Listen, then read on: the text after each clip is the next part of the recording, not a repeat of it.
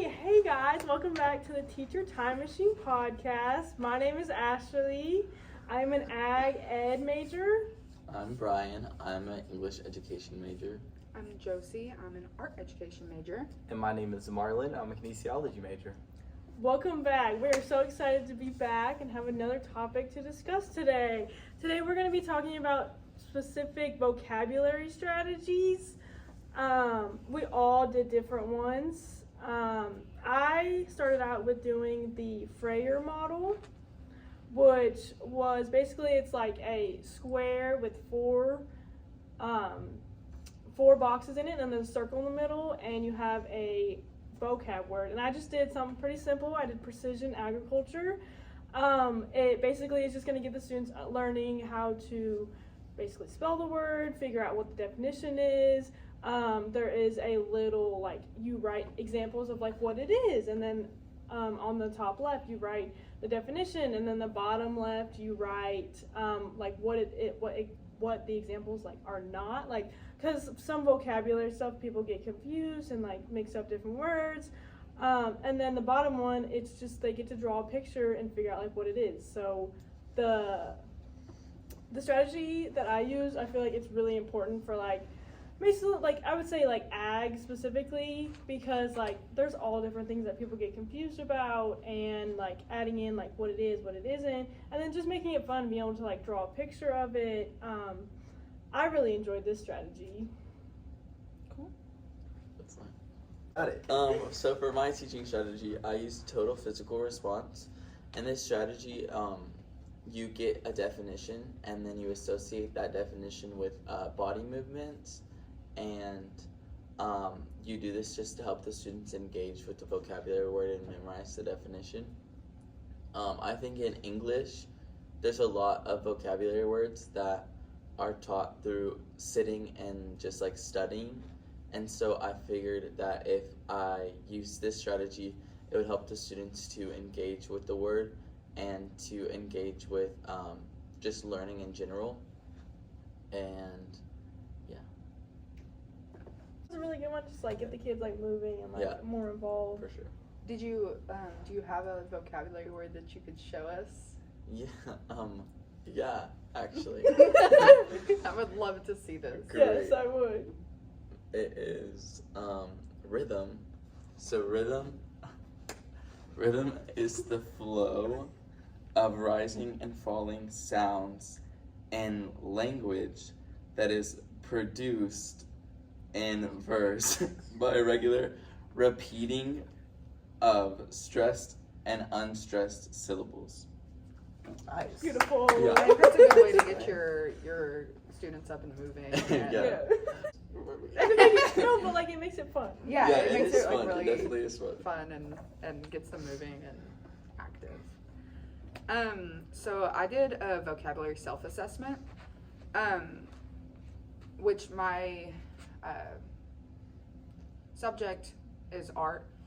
The vocabulary self-assessment is like it's a chart. You put the word on the left-hand side, and then the students have to gauge whether they know the word very well, they know only maybe the definition or how to use it in a sentence, or they don't know it at all. If they know the word well, they can put the definition and use it in a sentence. If they only know the word a little bit, they'll only put one of those. And if they don't know it at all, it's something that we need to touch back on and reiterate in the classroom.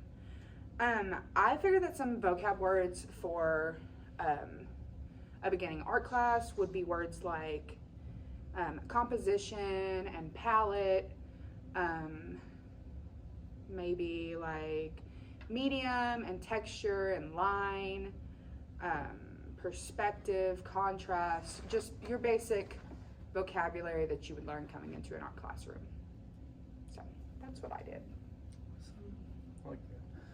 Okay, mine's actually very similar to that, except it's called a vocabulary rating scale, which is also a chart. The first part would be like, the first part of the chart's broke up into 4 columns. First part is the words that you would use. And then the second one would be if you know it well. The third one would be in between, like you heard of it, but you're not too sure on it. And then the last one would be I've never heard of this at all. And I would be using this for physical education. So let's just say I'm teaching a lesson on basketball. A lot of people know the basics like shooting, passing, and scoring. So that would go second column. You know it very well. And then there's certain things like maybe an in and out crossover. Like if you're a beginning level person in a physical education class, you're not going to know that well at all. So words as that such, I would put it into the fourth column, and then they would write the definition over it. And this will help them learn like stuff within the game, with like beyond the basics of it. And this will help the lesson go smoother, and like the class will flow very well. Yeah, I think all of our strategies are really, really good, specific for like each of our content areas. But I mean, it's totally up to like the teacher and like what they think the students are going to be able to like learn and progress the best in. Being able to like wrap up all these strategies, what do y'all think that like? Why do you think like your specific strategy is like good for your specific content, and like what do you think like the students would be able to like take away from it? I mean, I don't think that my strategy could work in any classroom. Mm-hmm. It's a really basic strategy. I couldn't really figure out like a strategy that would be like perfect for art, and I felt like this one, since it covered such a broad like you could use it in any classroom. Mm-hmm. And so I felt like it was probably one of the most easiest that the students would be able to understand in an art context. Yeah. So. Okay. I actually would like to use Brian's in physical education, how like he acted it out, because a lot of people, they don't do that in physical education, and the kids will be like really confused. So I feel like that could help them understand it a lot, actually. I think so as well, especially since it's such a physical Yes. thing. Yeah, These are I everyone think I think that all the strategies are really, really good, and they can all be incorporated into all classrooms. And I think that also just varying how you learn your vocabulary words and how you incorporate these strategies would help the students a lot, because some students might not resonate with a certain strategy that you're using, and that's completely fine, as long as you're contributing to the students' learning by giving them a multitude of options of ways to learn. I feel like it could have a very positive effect on your classroom. Yeah, and I mean, getting back to like vocab, I mean, dealing with vocab, it can be very boring. So like if you don't have like strategies or a way to make it fun, the students aren't going to be engaged. They're not going to be excited to learn about like new words and getting more like understanding of those specific like topics they're learning. Which I think is just a really fun way for the students to